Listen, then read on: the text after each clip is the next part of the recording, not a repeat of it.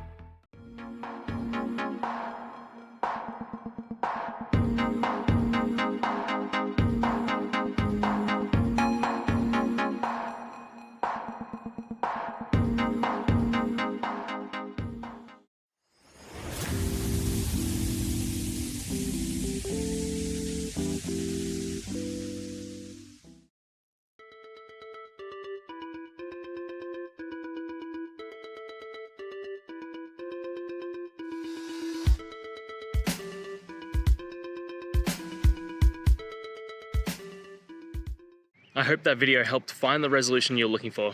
If it did, guys, I'd appreciate it if you could hit subscribe. Until the next time that you need more technical help, I hope you have a good one. Cheers.